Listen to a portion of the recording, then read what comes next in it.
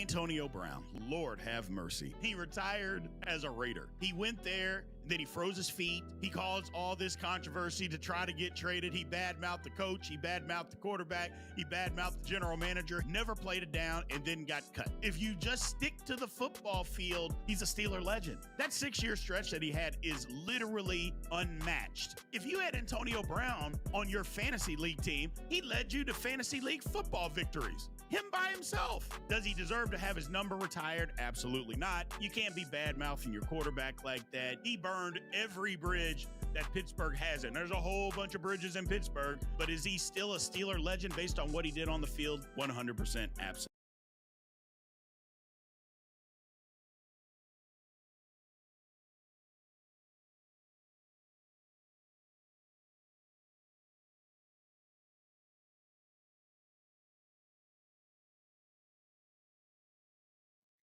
Welcome to Big B Daily. No frauds allowed.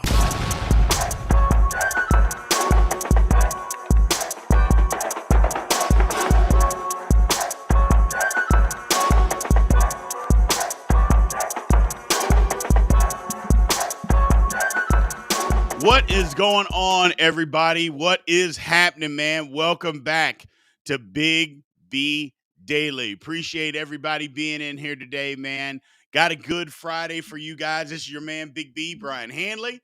Woo! Let's get after this a little bit, man. Look, a lot going on today. We'll talk about it. Look, Bronny going to the Lakers. People are absolutely losing their minds over a 19-year-old kid getting drafted. Nepotism at its finest. People can't handle it. They literally cannot handle it, man. So, cannot handle it. And then we're going to talk about the French invasion. Was this literally the worst NBA draft of all time? I mean, I had no interest. Most people had no interest. You didn't know who half the players were. 90% of America had no clue who the top two picks were, which is crazy to me. It's just, oh my goodness, just a terrible, terrible draft. And then we're going to get into top 10 NBA centers of all time. We're back to our top 10 list on Friday. We're going to break all that down, and then we're going to get all this thing going. So let's get this thing going. Again, as always, man, if you guys want to help drive the conversation, remember, keep tapping that screen, keep liking, follow, share the live. Also, send super chat if you want to get your question popped up on the screen and you want to help drive that conversation. Tips, gifts, all that stuff included. We appreciate all that. Let's get to the show, people. Let's get to the show. So, oatmeal, I'm not going to stop. So, but we got something for you, oatmeal. We definitely got something for you. It's always people. It's always people. But we got that solved. Anyway, boom, let's get into this, man. So, Bronny James and LeBron are going to be playing together. Bronny James gets picked 55th to the Los Angeles Lakers. I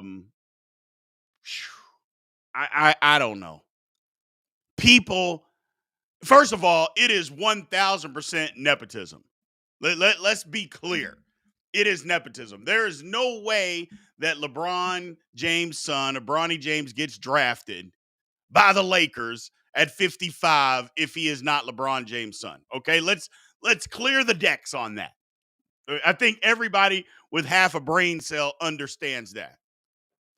And my question is, why is everybody so mad that LeBron used his power, his influence to help his child, and other people don't get mad, and you don't get mad when other people do the same thing? Now, have we seen it to this extent in an NBA setting? No. But hell, we saw it with Peyton Manning, or not Peyton Manning, Eli Manning. His dad went out and said he didn't want Eli going to the San Diego Chargers. He said that. He came out and said it. And nobody said anything. Here we are. People are so upset, just so mad that he used it. I mean, I just don't understand. Like, why do you? First of all, it doesn't affect anybody. So I'm trying to figure out why people are so invested and so mad about it. That's my first thing. So, like, we've got this guy here. We don't believe you. That's his name. His comment is, hope Bronny going to the G League. If not, his dad really runs that team. So basically, he is hoping for this 19-year-old to fail. That is what he is rooting for. Think about that for a second, people. Just think about that for a second. You, as a grown adult, are openly rooting for a child to fail at his dream. That is what your life has become. I mean, just think about that. Hey, I know this is your dream. You're a 19-year-old, and I know he's not a child. He's 19. Whatever. Shut up. You are openly rooting for a child to fail. I mean, if you don't think he's any good, fine. But even if you don't think he's any good, don't you hope that he actually is and he can achieve his dream? Or are you that sad son of a bitch that it doesn't like his father for whatever reason? And because you don't like his father, now you don't like him.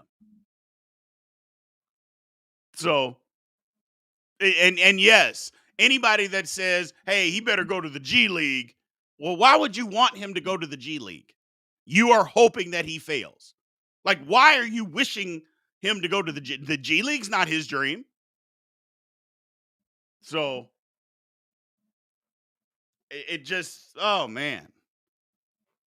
Oh Lord have mercy. And then you have people, well, what about him? What about him going and developing in the G League? Can people not develop in the NBA? Do they not allow people to develop in the NBA? Or is that not allowed? I mean, there's plenty of guys that we've seen that are in the NBA that get to develop there. Nobody says anything. Nobody cares. He would have been better off in the G League. Another idiot that hoping that a child fails. Then we got somebody. Stop viewing him as a child. He's a professional athlete. Oh, I forgot. No professional athletes are child. And nobody said you can't be critical of his talent. Like I said, nobody said that you can't think that he's not any good. I don't even think that he's ready for the NBA. I don't believe that he is. I don't think he's good enough.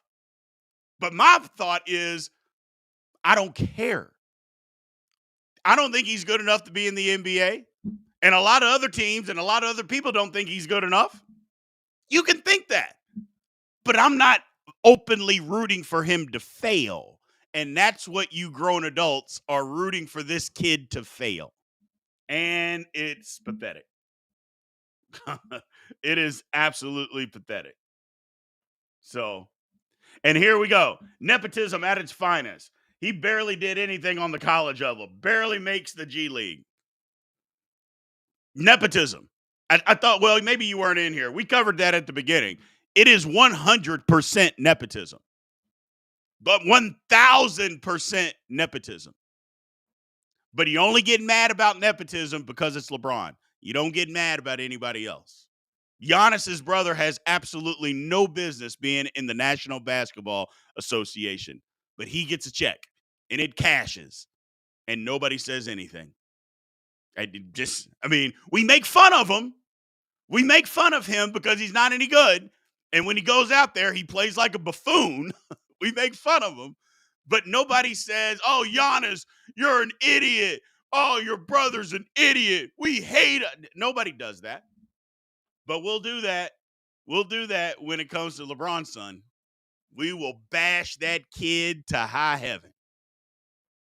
Like I said, I don't think he is ready for the NBA. I don't think he's good enough to be in the NBA. But just like I say about everybody, I want him and everybody that got drafted to make it in the NBA. Everybody won't. Let's be clear. Everybody won't. But to openly root for somebody to fail and then to not like that kid because for some reason you don't like his father. it makes you a pathetic and a weak individual.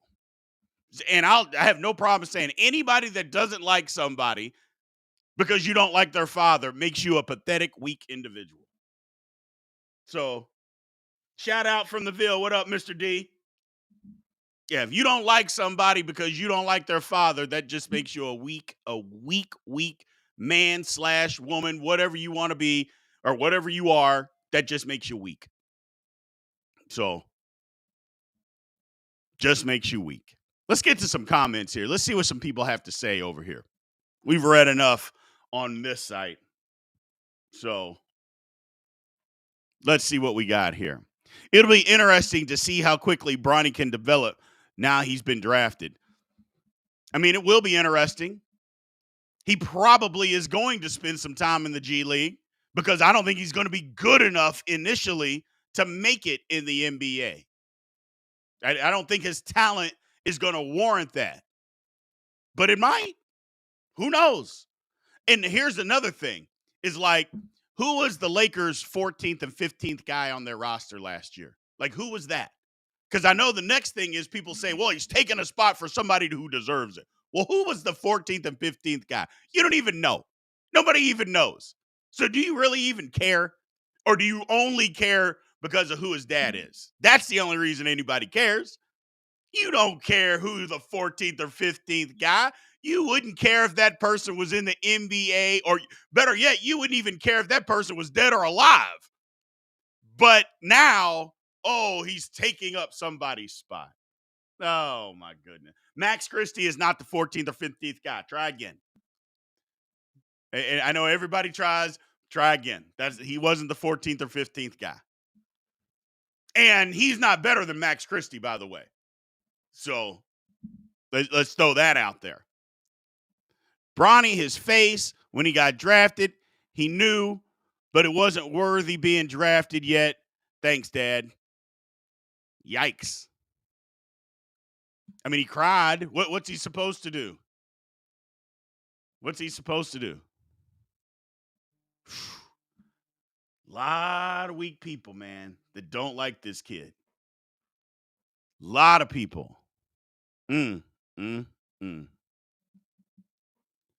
do do do do do do. Lot of weak people. Let's see.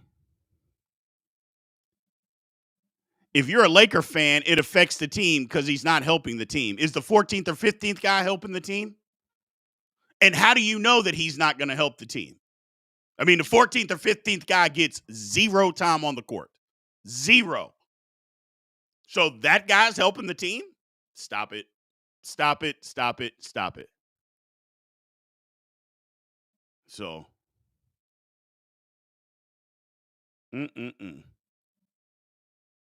Oh!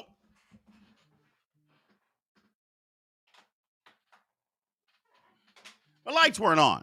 Why didn't somebody tell me? Then it's Bronny isn't ready yet. Okay. Lot of weak people, man.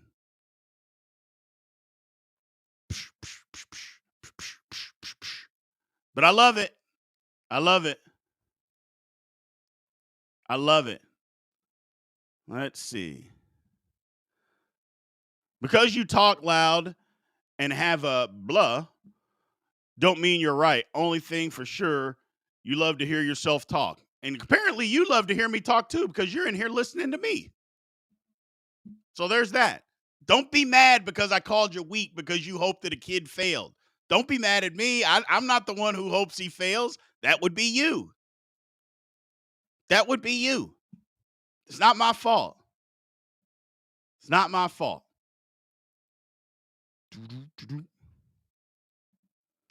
Big B, it's pitiful to hate someone you don't even know. Yes, it is pitiful. People do it all the time, though. People do it all the time.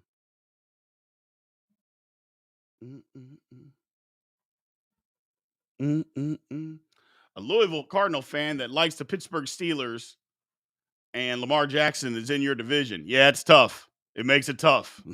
Trust me. I love Lamar Jackson too, but it makes it tough. But I make it. I make it, my man. I make it. I make it.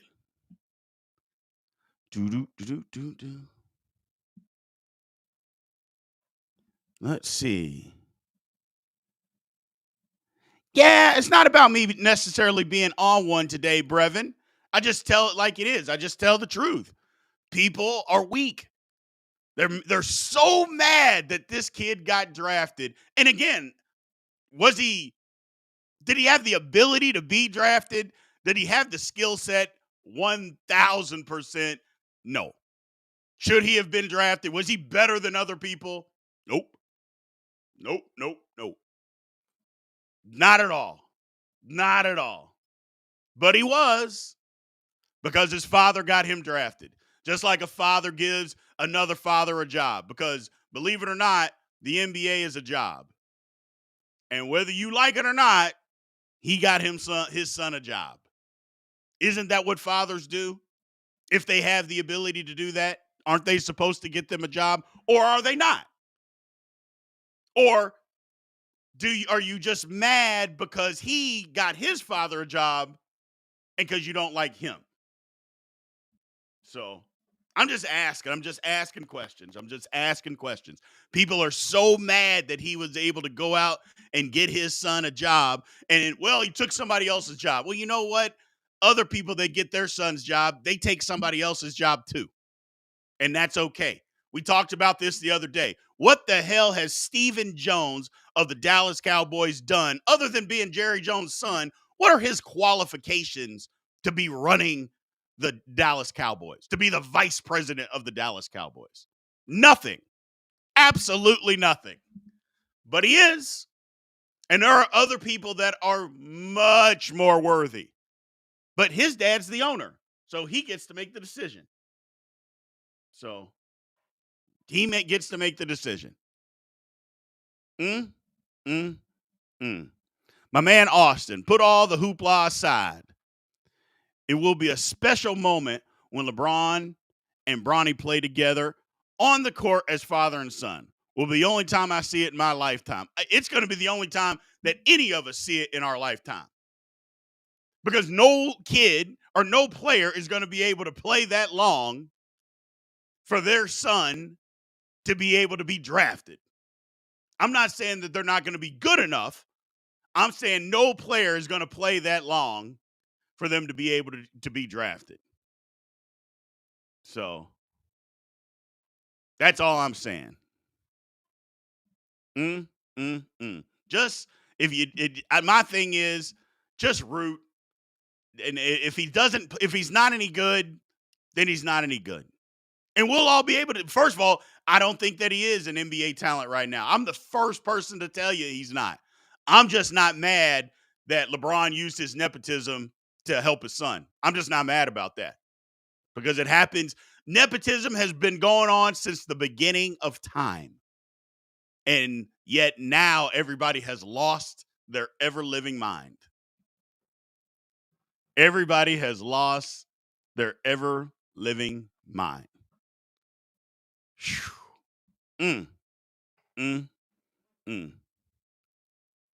I don't know. I don't know. It is what it is, man. Is what it is. Do. Of course, a parent should look out for their kids. BJ will be fine either way. I wish all the young men drafted or undrafted well. Exactly. I mean, and I know some people are mad but say, well, this is LeBron's dream. You don't think that it's other people's dreams for their kids to be able to go and work side by side with them? You don't think other men have that dream of their sons being able to do that? Of course they do. And there's nothing wrong with it. Like I said, life ain't fair. The world ain't fair. Privileged get things that underprivileged don't. That doesn't make it right. But because it ain't right, don't mean it don't happen. I think that's something we got to understand. Just because it ain't right, that doesn't mean that it won't happen. And the quicker we come to that realization, the better off we will be. Bronny James is in LA. Now, Here's the thing that I will also say.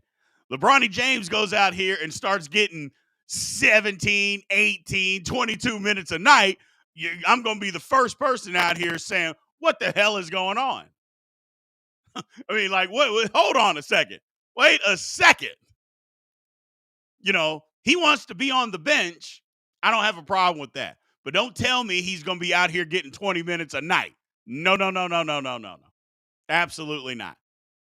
Absolutely not. Unless he goes out there and balls out.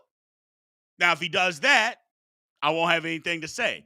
I just don't feel like that's going to happen. I don't feel like that at all.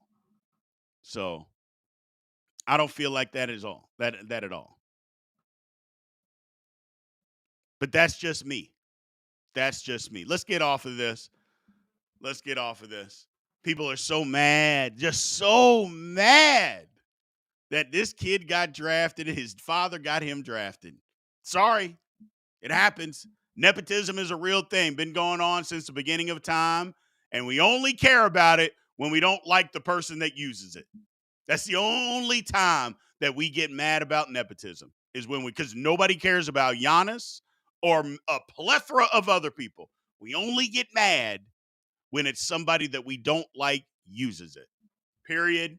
End of story. Let's move on, people. Speaking about this NBA draft, wasn't it horrible? I mean, was this not the worst? First of all, why did they have it over 2 days? Why was that necessary? It wasn't. Second of all, what was the French invasion, let's talk about that for a second. Of the top 6 picks, 3 of them were from France, including the top 2. And I would be venture to say, I said this at the very beginning, I would venture to say 90% of America that watched the draft had no idea who the hell those guys were. Had no clue who they were. Is this what it's come to with American basketball? Like, seriously, is this what it has come to? That we're not only are we not getting drafted in the top 2 picks, we're getting out drafted by guys we don't even know who the hell they are. I mean, it's not like when Wemby got drafted last year. Okay, we can all see that coming. We knew who he was. These guys, the first guy, I don't even know if he's going to be in the league next year. You're talking about Bronny James being in the G League. He's going to be in the damn G League. Shit. Oh, my goodness. Oh, it's crazy. Woj spoiling picks before they were announced was a joke. Yeah, it was. Stephen A. didn't know some of the players, makes the NFL draft look better and better. I don't blame Stephen A. for not knowing the draft. A lot of people are mad about Stephen A. not knowing the draft. He's not a draft analyst. He's there for entertainment value. See, he's not a draft analyst, just like in the NFL. In the NFL draft, everybody at that desk is not an analyst. They're not draft analysts. They speak about the teams and stuff like that. Everybody at the desk is not a Mel Kiper. That's not what happens in the NFL draft. Same thing with basketball. People just don't like Stephen A. So then they say, well, he didn't know any names. Well, he's not supposed to. That's not his thing. Stephen A. And then people get mad because he's not a journalist. Stephen A. has left journalism a long time ago, man. He's an entertainer. That's why we watch TV. We're not watching TV for journalists. We're watching TV for the entertainment value. And that's what he brings. Let it be that and we'll be better off. So, my man Joey, I had no idea. I was like, who? They should do an international draft. I mean, my whole thing is, this is what it's come to with American basketball. That's what it's come to. It's come to a point to where not only do we not know who these people are, they're better than us. NBA people think they're better than us. I think it comes down to the way we play basketball. I think that's it. The way we have chosen to play basketball, it's not conducive to America. And when I say that, look at the AAU circuit. I mean, 25 years ago, when people were playing AAU, they used to practice and then go play games. And they would practice and they would go play games. No AAU team is practicing now. Like, they're not out there running plays. They're not doing any of that stuff. They're going and playing pickup. Hell, 25 years ago, AAU, it was you had a team around where you lived and you went and played. Now you might be on a team with guys from 4 different states. Oh, we're meeting up in Indianapolis to play. Be there with the games at 2:00. Show up. And that's what happens. I mean, it's absolutely insane what goes on, man. Like, they used to have an AAU national tournament. They don't have that anymore. I mean, that doesn't exist. It's absolutely ridiculous. And so the game is worse because of it. The game is worse. The game is worse. So, European player learn how to play to be professional players at a very young age. I don't even think it's that. Well, you're right, Pat Cockrell. You're right about that. I don't even think it's that. I think it's they learn how to play basketball. They learn not just to be a professional, they learn how to play basketball. They develop skills, dribbling, passing, shooting, screening, cutting, defense. Well, I say defense. Luka and Jokic played no defense, but they learn skills at a young age. Where in America now, it's just go play basketball. They don't learn the skills. So when they come over at such a young age, they're advanced. Well, why the hell is that? Because they learn, they practice. Practice makes you better. If practice doesn't make you better, then why would anybody ever practice? If you couldn't learn something or get better in practice, why would you do it? They practice in professional basketball, but apparently AAU basketball, they don't need to practice? What? It's unbelievable. It's unbelievable. So, and again, let's not go overboard. America still has the best players, but they're more becoming better athletes that are learning to play basketball than just developing basketball players. Like, people that make comments about how Larry Bird couldn't play today. Larry Bird would dominate today. But Larry Bird would be looked at, and that's why people always say, oh, he wouldn't be as good, because they don't value basketball players. Number one, they don't know what they're watching with basketball, so they don't understand basketball. But because he's not the greatest athlete in the world, somehow he can't play. Luka, not the greatest athlete. Jokic, not the greatest athlete. Somehow they get by. So you don't always have to be the greatest athlete. Does it help? Absolutely. But that's not what makes you the best. And Ruben, Mr. Ortiz here got a great point. American basketball focuses on the ISO. European focus on the fundamentals. 100%. 100%. So it's coaching, man. Coaching matters. Coaching matters. And that's why it was so disheartening to look at this draft. Like, who was good? Like, what American player did you think? Like, Reed Sheppard was the first American that was drafted. If this was last year, Reed Sheppard doesn't even come out in the draft because he knows I'm not going in the first round because there was so much more talent. And I'm not saying Reed Sheppard's a bad basketball player, because he's not.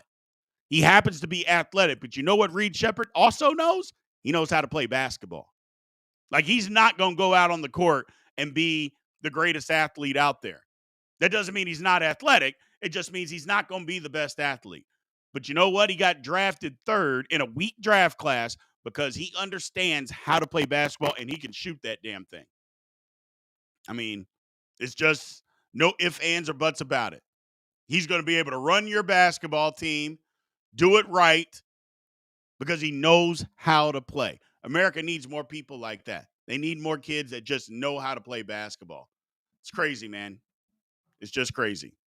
So, but it is what it is. It is what it is. We are going to move on. Let's see here. Let's see. So moving on. We got our top 10 list, people. We are back doing our top 10 list. I want everybody to follow along. Let me know if you agree or disagree. But we are back doing our top 10 list. Today, we got the top 10 all-time centers. We've got top 10 all-time centers. Let's see what we got. Let's see what we got. So starting out at number 10, George Mikan. He's basically the original star of the NBA, George Mikan. They still use it. Speaking of drills, the Mikan drill is still something that's used today because he was so good around the basket with either hand. George Mikan, top 10. Let me know if you guys agree. Again, with the list. George Mikan, number 10. Won 5 titles, by the way, with the Lakers. So the early success, yes, it was the Minnesota Lakers, but it was still the Lakers. So George Mikan at number 10. Number 9, Patrick Ewing. Now, Ewing, great at Georgetown, great with the New York Knicks, could not get over the hump and win a title. Even when Jordan left, it was like, okay, they ran into the Bulls, couldn't beat the Bulls. Jordan retires. They get to the finals, and damn it, does he not run into the Dream. And the Dream is better than him, as we'll see on this list. And couldn't beat them either. But Ewing was great. There's no ifs, ands, or buts about that. Patrick Ewing was absolutely great. Absolutely great. He's number 9 on the list. Number 8, and could be moving up, Nikola Jokic, the Joker. Yeah, I have him at 8 already. He's won a title. He's won 3 MVPs. Now, I'm not going to put him higher than this. Some people might have him a little higher. I'm not going to put him higher than this. Not yet. Not yet. Because if his career ended today, he wouldn't be better than these other guys. So, but he can move up on this list. He keeps going. Not he can move up. He will move up on this list if he keeps going. And Jokic is very good. Again, not the most athletic guy, understands how to play basketball, can dribble, pass, can bring the ball up the court, run your offense through him, and he can also dominate you down low. Outstanding talent. Number 7, the Admiral, David Robinson. Now, this is the one I thought about putting Jokic over him, but give it another year. Give it another, and I may even be wrong with this one. I may have Joker a little bit too low. Should have put him above Robinson, but I didn't. And give Joker a little bit of room to grow. Let him grow a little bit. But I got David Robinson coming in at number 9. Number 7. At number 7. At number 6 on this list, personally, I think this guy is one of the most underrated basketball players of all time. Nobody brings his name up when you're talking about the greatest big man, except for the basketball savants. That would be Moses Malone. Moses Malone was the best offensive rebounder in history, a great scorer, dominant, didn't go to college, went right to the ABA, then and was very, very good in the ABA, then came right over into the NBA and dominated and won a title with Dr. J. I think Moses Malone is one of the most underrated basketball players in the history of the NBA. I do. Not enough people talk about how good Moses Malone actually was. Not enough people talk about it. And it isn't because Moses Malone wasn't good. Just not enough people talk about how good Moses Malone was. So I got him at number 6. At number 5, and this might chap some people, but you know me, I don't care. I call it like I see it. Bill Russell. Now, Bill Russell is easily the greatest winner in NBA history, but Bill Russell didn't win alone. I mean, nobody wins alone, number 1. And look, you could say he's the greatest defensive center, but his offense was pathetic. It was pathetic. For a big man to shoot a shooting percentage in the 40s, how's that possible? Yes, you heard me right. A big man, a center, but his shooting percentage is in the 40s. That's horrific. Horrific. If a big man was shooting in the 40% range now, he wouldn't even be in the NBA. Think about that for a second. So that's what we're talking about with Bill Russell. Not a good offensive player, maybe the greatest defensive player of all time. Outstanding winner. Again, 11 titles. That's insane.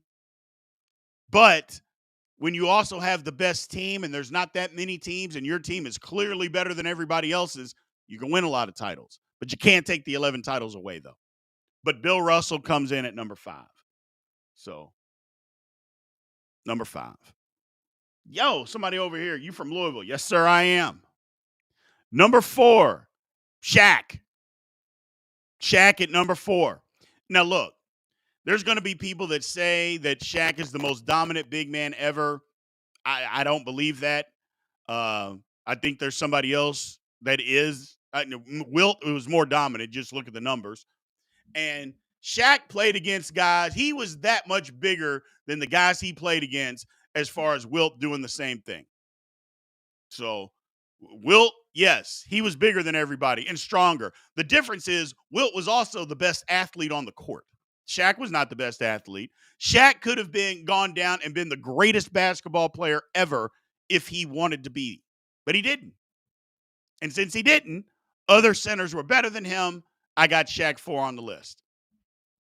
Dominant, couldn't be stopped when he didn't want to be, but a lot of times, let's just be honest, Shaq wanted to be stopped. So Shaq wanted to be stopped. So number 3, Hakeem Olajuwon. Yeah, he better than Shaq. They played against Shaq, abused Shaq in the finals. Hakeem is better than Shaq. And better defensively, had better moves on the offensive end, better passer. Doesn't mean Shaq wasn't a good passer. Hakeem was just better athlete. I'm taking Hakeem all day long over Shaq. All day long over Shaq. Hakeem was that guy. He was that guy. He's still teaching guys his moves. Now, guys can't do it. They can't do what the Dream did, but they should be able to. And if they could get that down, you know how good some of these NBA centers could be if you could just throw them the ball and they could go make a couple of these moves? Unbelievable. But it is what it is. It is what it is. So we got Hakeem at number 3. At number 2, we have Wilt Chamberlain, easily, in my eyes, the most dominant center in the history of the NBA. Yes, he was bigger than most of the people he played against, but there were still 7-footers out there. I mean, but anybody that's going to average 50 points and 23 rebounds or 25 rebounds in a season, come on, man. Come on. What are we talking about? What are we talking about? 50 and 25? He averaged 30 and 23 for his career. That's Wilt. Yeah, but yes, I know. Oh, he played against plumbers. Okay. But he apparently must have been the best plumber. So it's okay. He was a plumber too. He just happened to be the best plumber. So good for him. Wilt Chamberlain, again, in my eyes, the most dominant center, the most dominant player to ever play. But he's not the best. Not the best. When it comes to the best, number 1 on the list is Kareem Abdul-Jabbar. I don't think there's any question, not in my mind. I mean, the most unstoppable shot. He could shoot that shot out to 15, 16 feet. Think about that. Sky hooking from 16 feet on the baseline. That's nuts. But he could do it. He did it well.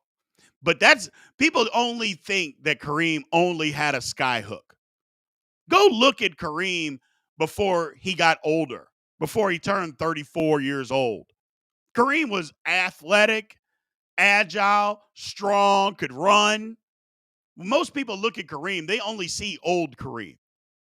Go find some young Kareem and tell me he wasn't that good. He was that good. He absolutely was. He's better than everybody, which to me, Kareem is the one that doesn't have the biggest justice is because he's not in the GOAT conversation. He doesn't get put in that conversation when he should be. It's a miscarriage of justice, in my opinion, but It is what it is. But Kareem should absolutely be in that conversation. Absolutely, he should be in it. Big men don't get the love nowadays because younger people they don't even know what really good center play is outside of Jokic. If you don't play like the Joker, then you're not any good. That's what young people believe these days. It's absolutely nuts. So seeing somebody like Kareem, he couldn't play today. What? But that's the list, people. That is the list. Go over it again from 10 to 1. George Mikan at 10. Patrick Ewing, 9. Nikola Jokic, 8.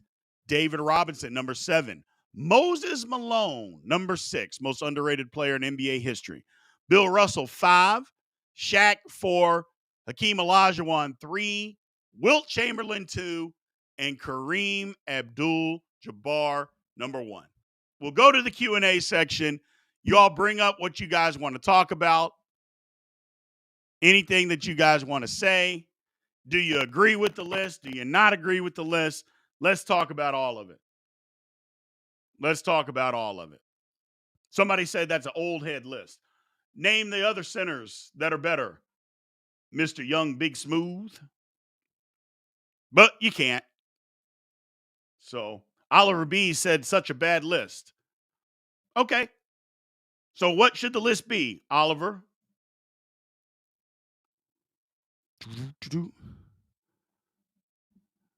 My man Wakan said he's not in the top 10, but where would you rank Rick Smits? Oh, I mean, Smits was good. Don't get me wrong, but there's a lot of people. There's a lot of people that are better than Rick Smits. A lot of centers better than Rick Smits. But Smits was good, though. Don't get me wrong. But was like, for instance, now this guy got hurt and didn't play as long, but would Brad Daugherty, isn't he better than Rick Smits? Yeah, he is. Didn't play as long, though, because he blew his back, got destroyed, just blew his back out. So, but Brad Daugherty was better than Smits. But Smits was a good player, though. Really good player.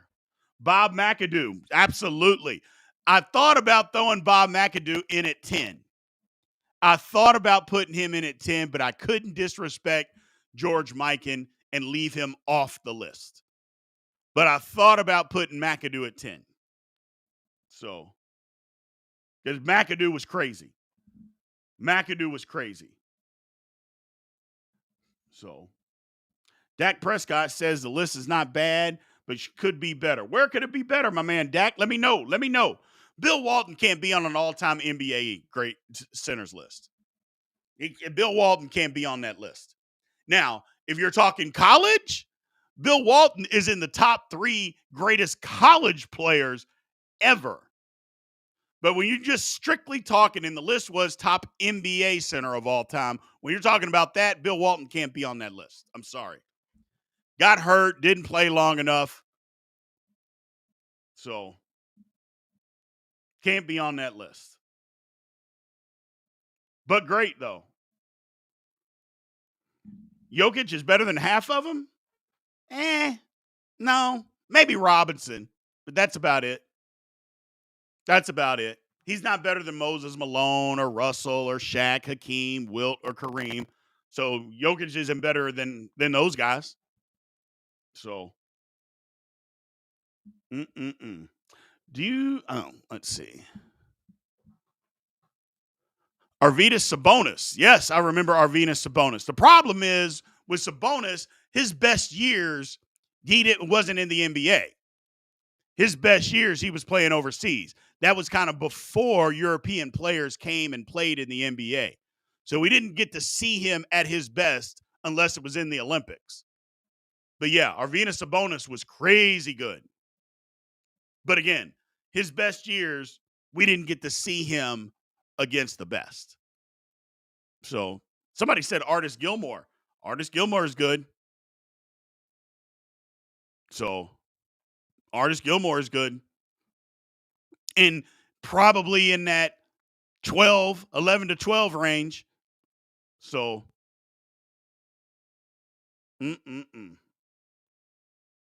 let's see.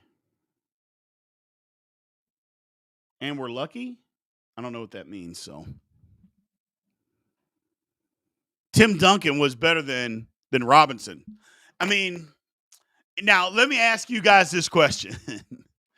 We saw Tim Duncan and what he did in his career. Do you all consider Tim Duncan a center or just a power forward? Because if you actually watched the Spurs while he was listed as a power forward, I kind of think everything that he did was a center. And he played like a center. But I don't know. I don't know. And I have that debate with people all the time, and it's a slippery slope. I always say power forward, but if you just watched, it's like, well, he was playing center. But it is what it is. So it is what it is. So Prime Howard was better than who? Prime Howard, Dwight Howard was better than who? Because offensively, Dwight Howard's not better than anybody on this list except for Bill Russell. Not anybody on this list. Gasol better than half. I'm going to stop talking to you, Big Smooth. We're done.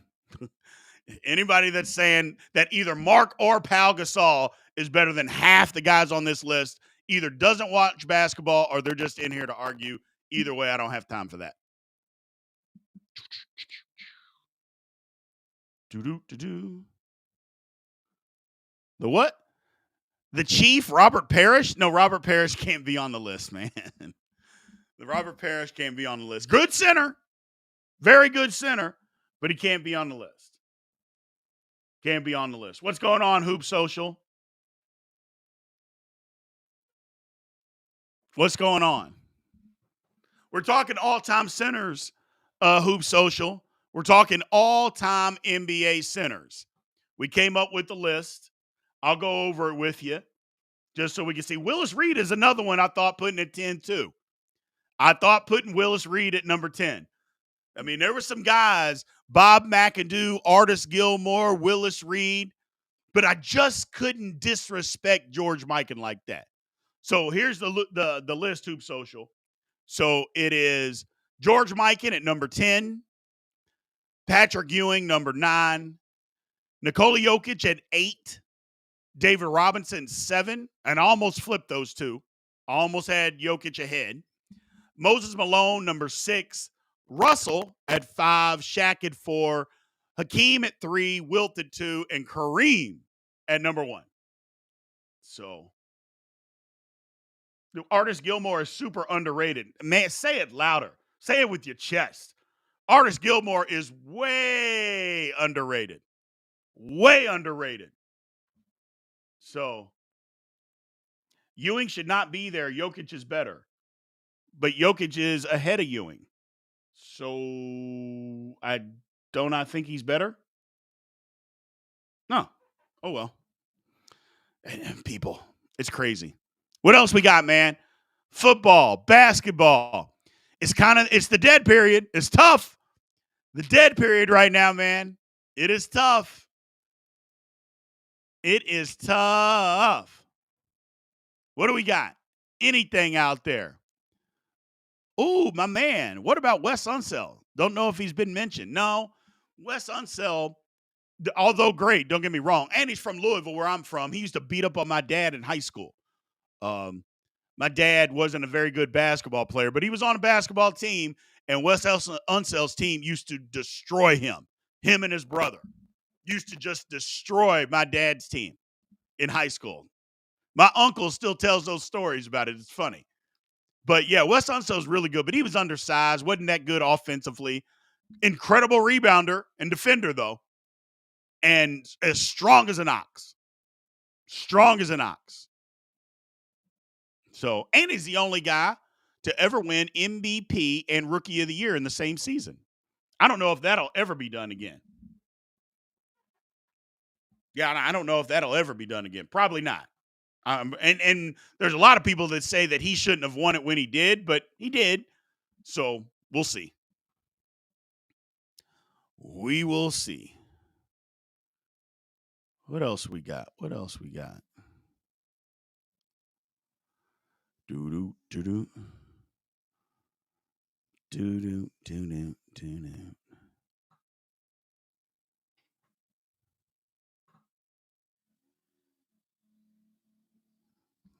What else we got? What else we got?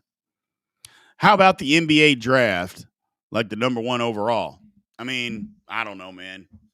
It is what it is. Like I said before, one of the worst drafts that I can even remember in recent history. I don't even remember it was that bad. But it is what it is. Hopefully we get. I mean, the draft next year is supposed to be really good, so we'll see. I just know American basketball has to start getting better, man. Got to start becoming more basketball players. I know we love the athleticism, and athleticism is the key. But if we're not going to have basketball players, we're going to start seeing more and more drafts like this. We're going to start seeing more and more drafts like this. Guys that you don't even know who the hell they are getting drafted. And here's the thing that I would say 90%, that might be a little high. 75% of the guys that got drafted the last 2 days, give it 5 years, they won't be in the league. 75% of them, which is crazy to me. But 75% of the guys that got drafted won't be on a roster in 5 years. Not an NBA roster. They might still be playing basketball, but they won't be in the NBA. It's a terrible draft. Terrible draft, man. So, uh, uh, uh. Oh, my man, Ori, what's the argument for Hakeem over Shaq? Better basketball player. First of all, miles better defensively. Let's start there. Miles better defensively than Shaq. Shaq, on the offensive end, you couldn't stop Shaq in his prime, except the Dream did, and outplayed him when they had to play for a title. He outplayed Shaq. That's my argument. It's a great question, but that's my argument for Hakeem over Shaq. So it's crazy. A lot of people don't think that Hakeem is underrated to me. Moses Malone and Hakeem are sorely underrated. So, my man Austin, you've complained about NFL contracts. Yes. What about players like OG getting this NBA money? Not saying he doesn't deserve it, but that's a lot of money for defense. Yeah. Now he can shoot too. I mean, OG's more than a defensive player. He can score the basketball too. Let's not kid ourselves. He can do that too. But he is a great defender. But NBA salaries are getting crazy too. But here's the difference. If you ever look at an NBA roster, the guys that are getting the money aren't has-beens. Like, they're not paying for mediocre guys or possible potential, should I say. Guys that, for instance, there's no Daniel Joneses getting 40 million, 100 million guaranteed in the NBA. Like, who is that? Nobody's doing that, getting that kind of contract in the NBA. Those guys have done some stuff in the NBA, proven some things. You know, OG is a good player. He's a good player. And he's proven to be a good player. I mean, he's not, for instance, you don't see any 3-and-D guys getting that kind of contract. OG is not a 3-and-D guy. He's much more than that. So, and again, nobody, and you're right, Austin, nobody's ever going to say nobody deserves the money. Somebody chooses to give it to you, take it. But my thing is, be on the owner's head, stop giving it to him. Stop. So, it's a good point right here by my man Mike. Mike Yates said Hakeem is a top 10 player ever. Yeah.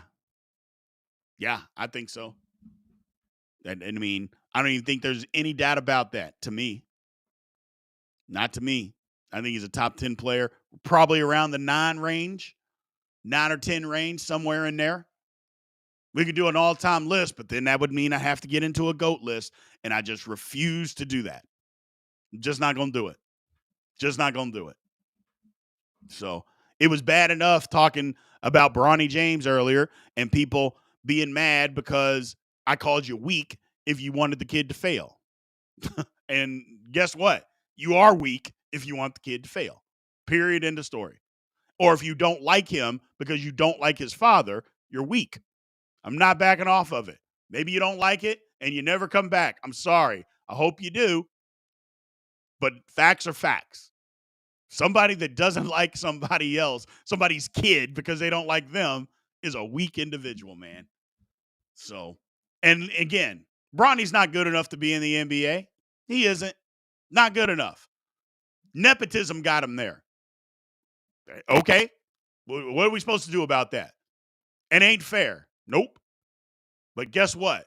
Life ain't fair. Life's never been fair. So